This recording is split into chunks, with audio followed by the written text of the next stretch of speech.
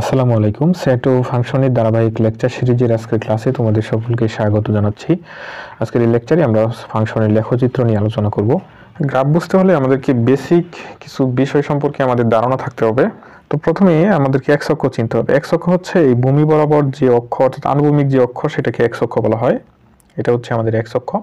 এটাকে আমরা x prime x দ্বারা প্রকাশ করতে পারি।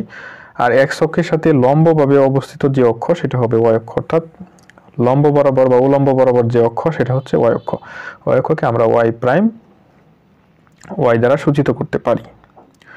আর এটাকে বলা হয় এক্স অক্ষ, মানে আনুভূমিক বরাবর যে অক্ষ সেটাকে এক্স অক্ষ এবং লম্ব বরাবর যে অক্ষ সেটাকে ওয়াই অক্ষ বলা হয়।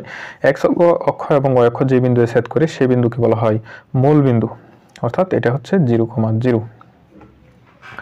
তোমরা জানো যে কোনো কিছুর অবস্থান বের করতে গেলে আমাদেরকে কিন্তু একটা মূল বিন্দু জানার প্রয়োজন হয়। যদি আমি বলি, মনে করো তোমার বাসা হচ্ছে ঢাকা শহরে, আমি যদি বলি তোমার বাসা ঢাকা শহর থেকে তোমার বাসার দূরত্ব কত, সেটা তুমি কিভাবে বের করবা? তোমার প্রথমেই জানতে হবে যে কোথা থেকে তুমি তোমার বাসার দূরত্বটা বের করবা, অর্থাৎ যে জায়গা থেকে তুমি তোমার বাসার দূরত্বটা বের করবা ওই যে মূল জায়গাটা সেটাকে বলা হয় মূল বিন্দু বলা হয়। এরকম প্রত্যেকটা জেলা শহর বা বিভাগীয় শহর আর কি থাকে, এরকম একটি মূল বিন্দু কিন্তু থাকে যেটাকে 0 পয়েন্ট বলা হয়।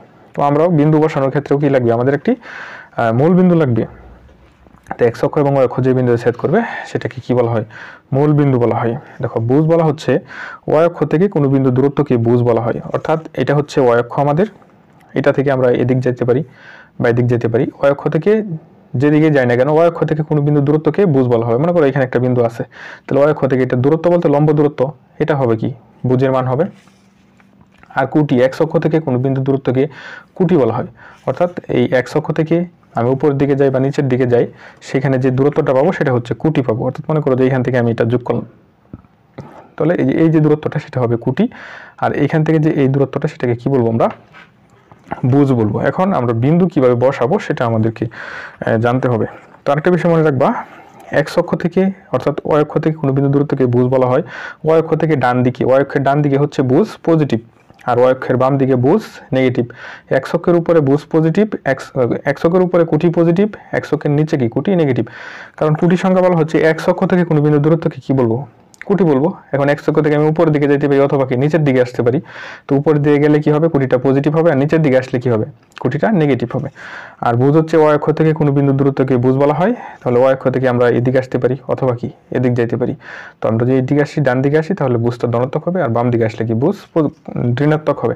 আর কোনো একটি বিন্দুকে সাধারণত এইভাবে ইন্ডিকেট করা হয়। দেখো, কোনো একটি বিন্দুকে এক্স কমা ওয়াই দ্বারা যদি প্রকাশ করা হয় তাহলে প্রথম যে ভ্যালুটি থাকবে সেটাকে আমরা বুজ বলবো, প্রথম ভ্যালুটাকে আমরা বুজ বলবো, আর সেকেন্ড যে ভ্যালুটা থাকবে সেটাকে আমরা কুটি বলবো।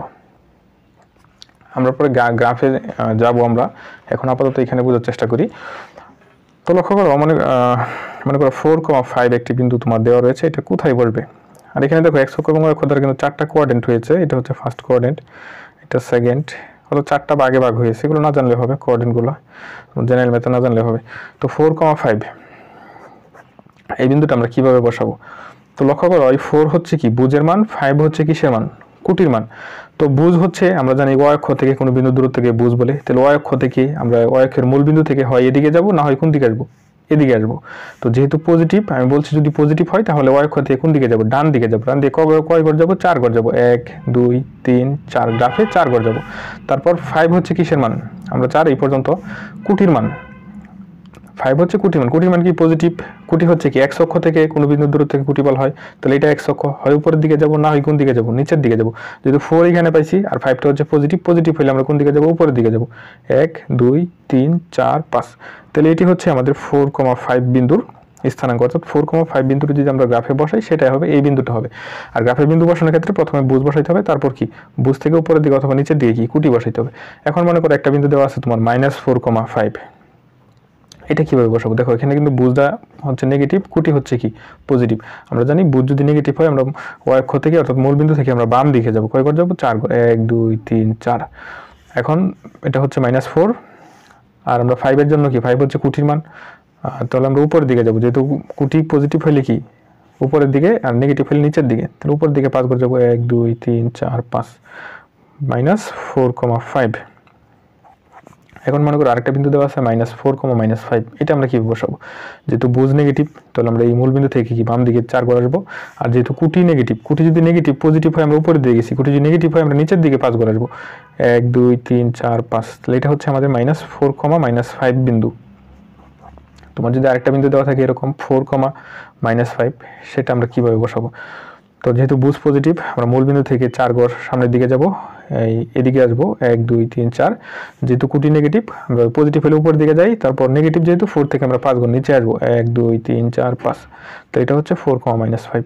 তো এখান থেকে আমরা কি সিদ্ধান্ত নিতে পারি লক্ষ্য করো। প্রথম যে কোঅর্ডিনেট সেখানে হচ্ছে দুইটাই পজিটিভ, মানে বুঝও পজিটিভ কুটি পজিটিভ। সেকেন্ড কোঅর্ডিনেটে বুঝ নেগেটিভ কুটি পজিটিভ। থার্ড কোঅর্ডিনেটে দেখো দুইটাই নেগেটিভ, বুঝ নেগেটিভ কুটিও নেগেটিভ। ফোর্থ কোঅর্ডিনেটে বুঝ পজিটিভ কুটি নেগেটিভ। তোমাদের বইয়ের 19 এবং 20 এই দুইটা ম্যাথ সলিউশন করব। 19 নাম্বার ম্যাথটিতে বলা হয়েছিল -3,2, তিনটা বিন্দু দেওয়া আছে -3,2, 0, -5, হাফ, -5,6। এই তিনটা বিন্দুকে আমাদেরকে গ্রাফে বসাইতে বলছে। তো বিন্দুগুলোকে যদি আমরা গ্রাফে বসাইতে চাই, প্রথমে আমাদেরকে কি একটি x অক্ষ নিতে হবে এবং একটি y অক্ষ নিতে হবে। আমরা যে এখানে একটি x অক্ষ নিয়ে নিলাম। তোমরা অবশ্যই গ্রাফের যে রেড অর্থাৎ লাল যে গড়গুলো রয়েছে অথবা মোটা যে কালো একটা গড় থাকে, রেখা থাকে, সেখানে হচ্ছে তোমরা x অক্ষ এবং y অক্ষটা নেওয়ার চেষ্টা করবে। তো x প্রাইম x, তারপর তোমরা জানো যে লম্ব বরাবর যে অক্ষ সেটাকে y অক্ষ বলা হয়, এদিকে হচ্ছে আমরা নিলাম y প্রাইম y। তো ছক কাগজে x অক্ষ এবং y অক্ষ বরাবর ক্ষুদ্রবর্গের প্রতি গড় প্রতি 5 গড়, দেখো প্রতি 5 গড়, 5টা উপরে লিখছি, সমান 1 একক ধরে লেখচিত্রটি অঙ্কন করা হলো। এটার অর্থ হচ্ছে আমরা যদি এইখান থেকে 5 গড় যাই 1 2 3 4 5, তাহলে মান কত বাড়বে? 1 বাড়বে, কারণ ক্ষুদ্র বর্গের প্রতি 5 গড় সমান কত ধরছি? 1 ধরছি। যদি প্রতি 1 গড় সমান 1 ধরতাম তাহলে এখান থেকে পর্যন্ত আসলে 1 হয়ে যেত। যদি 2 গড় সমান 1 ধরতাম তাহলে সামনের দিকে 2 গড় গেলে কি হইতো? 1 মান বৃদ্ধি পাইতো। তো 5 যেহেতু ধরছি তাহলে এইদিকে যদি আমি 5 গড় যাই তাহলে মান কত? 1 বৃদ্ধি পাবে। y অক্ষের ক্ষেত্রেও সেমই ধরা হয়েছে, কারণ এখানে লেখা হয়েছে ছক কাগজে x অক্ষ এবং y অক্ষ উভয়ের ক্ষেত্রে লেখা হয়েছে। তো এখন আমরা বিন্দুগুলো লক্ষ্য করি। আচ্ছা, এটা আমরা x প্রাইম x চিন্তা করি, তারপর এটা হচ্ছে y প্রাইম y। তো প্রথম বিন্দুটা হচ্ছে -3,2, তাহলে -3 এর জন্য কত হবে? কয় গড় যাইতে হবে? 15 গড় যাইতে হবে। এখন 15 গড় কোন দিকে যাব?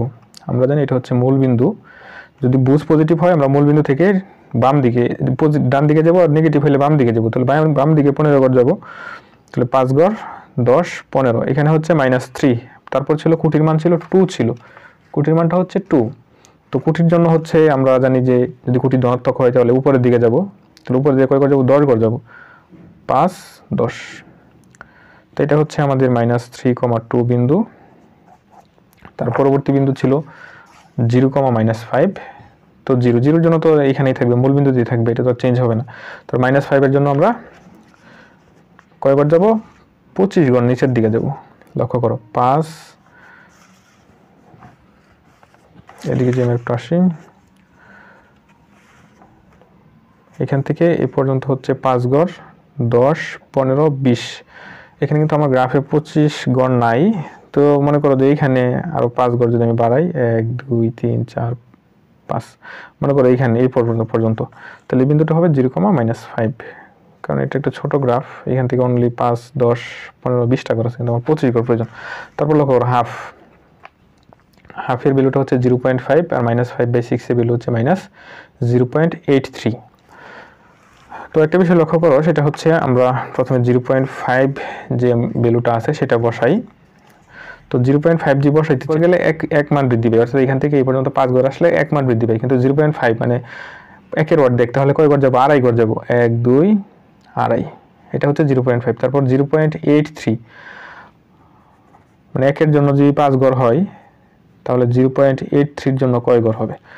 তাহলে 5কে 0.83 দ্বারা গুণ করলে কিন্তু আনসারটা পাওয়া যাবে, 5 × 0.83, তাহলে 4.15, অর্থাৎ 4 গড়ের চেয়ে একটু বেশি হবে। তো আমরা y অক্ষ বরাবর 4 গড়ের চেয়ে একটু বেশি যাব, 1 2 3 4, তাহলে সামান্য একটু বেশি যাব। তাহলে এটাই হচ্ছে কত আমাদের হাফ, -5/6 বিন্দু। তো এরপর যে 20 নম্বর ম্যাথটি লক্ষ্য করে, এখানে বলছে ছক কাগজে 1,2 -1,1 11,7 বিন্দু 3টি স্থাপন করে দেখাও যে বিন্দু 3টি একই সরলরেখায় অবস্থিত। অর্থাৎ বিন্দু 3টা আমাকে গ্রাফে বসাইতে হবে, তারপর দেখাইতে হবে বিন্দু 3টা কি একটা সরলরেখার মধ্যে অবস্থিত। অর্থাৎ বিন্দু 3টা বসায় যদি যোগ করি আমরা একটা সরলরেখা পাবো। তো আমরা বিন্দুগুলো বসাই, আমরা ধরে নিলাম x অক্ষ এবং y অক্ষ বরাবর ক্ষুদ্র বর্গের প্রতি 2 গড় সমান আমরা 1 একক ধরে নিলাম। প্রতি 2 ঘর সমান 1 একক, অর্থাৎ x অক্ষ এবং y অক্ষ বরাবর 2 ঘর গেলে মান 1 বৃদ্ধি পাবে। তো এখানে লক্ষ্য করো প্রথম বিন্দুটা হচ্ছে 1,2, তাহলে 1 এর জন্য আমরা কয় ঘর যাব? 2 ঘর যাব। তারপর যেহেতু 2 কোটির মান, তাহলে উপরের দিকে আমরা 4 ঘর যাব, 1 2 3 4, তাহলে এটা হচ্ছে আমাদের 1,2 বিন্দু। তারপর -1,1 যেহেতু নেগেটিভ, আমরা বাম দিকে আসবো মূল বিন্দু থেকে 2 ঘর, তারপর উপরের দিকে আমরা 2 ঘর যাব -1,1 এর জন্য, তাহলে এটা হচ্ছে -1,1 বিন্দু। তারপর আরেকটি বিন্দু রয়েছে, সেটা হচ্ছে 11,7, তো 11 এর জন্য আমরা মূল বিন্দু থেকে ডান দিকে 22 ঘর যাব, কারণ বুঝ পজিটিভ হলে আমরা মূল বিন্দু থেকে ডান দিকে যাব। 1 2 3 4 5 6 7 8 9 10, এ পর্যন্ত 10, এ পর্যন্ত 20, তারপর 21 22 ঘর,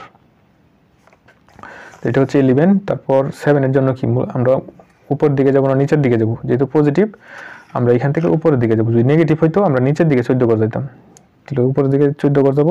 এখানে হচ্ছে 10 ঘর, 11 12 13 14, তাহলে এটা হচ্ছে আমার 11,7 বিন্দু। বলছে বিন্দু তিনটা যোগ করলে কি হবে? বিন্দু তিনটা যোগ করলে একটি সরল রেখা হবে। তো বিন্দু তিনটা আমি যোগ করি, দেখি সরল রেখা হয় কিনা। তো লক্ষ্য করো বিন্দু তিনটা যোগ করলে কিন্তু একটা সরল রেখা হয়ে গেছে। এরপর যে আমরা एग्जांपल 22 নম্বর ম্যাথটি সলিউশন করব।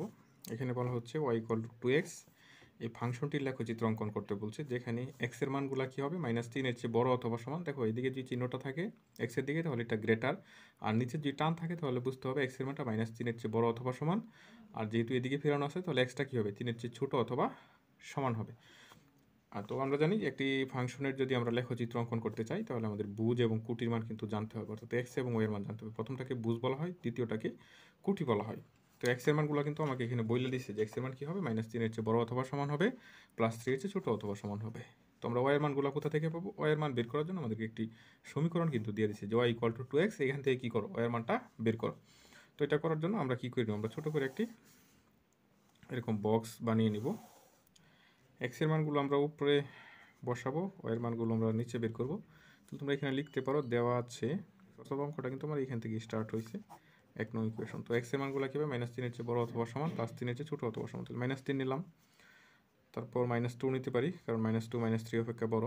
-1 নিতে পারি, 0 1 2 3, অর্থাৎ এই রেঞ্জের ভিতরে তুমি তোমার ইচ্ছা অনুযায়ী 5-6টি বা 4-5টি মান নিবে। এখানে যে আমি 60টি মান নিছি, তোমাদের বইও 60টি মান নিচ্ছে, 60টি নিতে হবে এরকম কিছু না, তোমরা 4-5টি মান নিবে। একটি সরল রেখা অঙ্কন করতে গেলে অনলি 2টি মান হইলেই হয়, তারপরেও এখানে অনেকগুলো মান নেওয়া হয়েছে, সেটা তোমাদের ইচ্ছা। তো এখন আমরা ওয়ের মান বের করবো। ওয়ের মান কীভাবে বের করবো? এক্স এর মান -3 এই সমীকরণে বসাবো। দেখো এক্স এর স্থলে যে -3 বসাই, তাহলে ওয়াই ইকুয়াল টু কত হবে? -6 হবে। তাহলে এখানে কত হবে? -2 বসালে এখানে -4 হবে।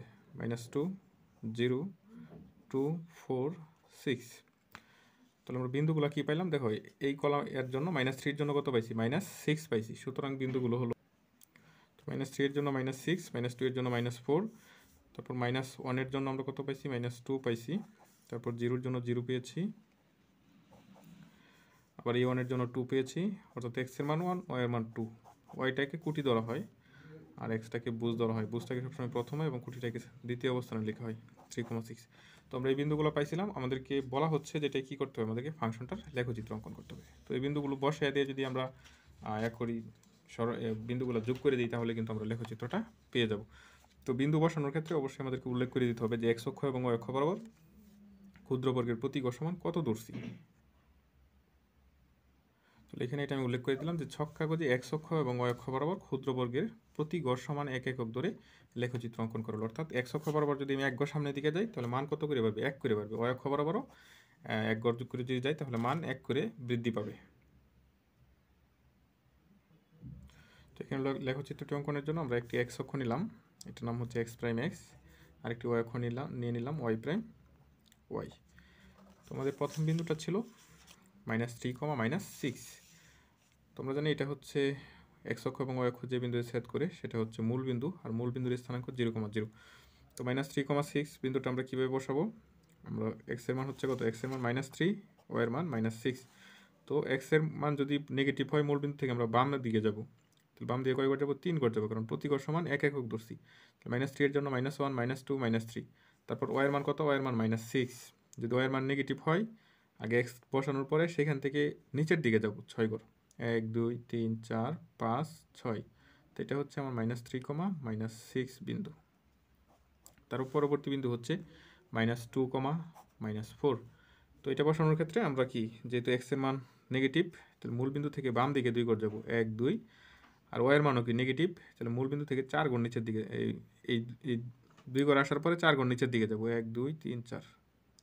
তো এটা হচ্ছে আমার -2, -4 বিন্দু। তারপর আছে -1, -2। তো -1 এর জন্য এইখানে, -2 এখানে, এখানে তোমরা ছোটো করে লিখে দিতে পারো -1, -2। তারপর হচ্ছে 0, 0, 0, 0 তো এই বিন্দুই অলরেডি লেখা হয়ে গেছে। তারপর 1, 2। তো এক্ষেত্রে লক্ষ্য করো, যেহেতু বুঝের মান পজিটিভ, যদি পজিটিভ হয় মূল বিন্দু থেকে আমরা ডান দিকে 1 ঘর যাব। তারপর ওয়াই এর মান 2 এর জন্য এইখান থেকে আমরা উপরের দিকে যাব, কারণ এটা পজিটিভ 2, যদি নেগেটিভ হইতো মানে মাইনাস হইতো তাহলে নিচ দিকে আসতাম। তাহলে এইখানে 1, 2। তো পরের বিন্দুটা হচ্ছে 2, 4, তাহলে 2 ঘরের দিক পজিটিভ, যার কারণে তারপর 2, 4 এখানে হবে। তারপর 3, 6, যেহেতু এক্স এর মান 3, মূল বিন্দু থেকে আমরা ডান দিকে 3 ঘর যাব, 1 2 3। তারপর উপরের দিকে 6 ঘর যাব, যেহেতু ওয়াই এর মান কি ধনাত্মক, ধনাত্মক হলে উপরের দিকে যাব, যদি ঋণাত্মক হইতো নিচের দিকে আসতাম। তো 6 ঘর এখানে হবে, 3, 6। এখন বিন্দুগুলো যদি যোগ করে দিই তাহলে কিন্তু একটা লেখচিত্র পাই যাব। আমি তোমাদেরকে আগেই বলছিলাম যে এখানে অনলি 2টি বিন্দু হলেই কি সরল রেখার লেখচিত্র অঙ্কন করা যাবে, অর্থাৎ তোমরা 2টা বিন্দু যোগ করলেও এই সেম লেখচিত্রটাই কিন্তু পাইবা। তো এটাই হচ্ছে এই যে ফাংশনটি দেওয়া ছিল সেটির একটি লেখচিত্র।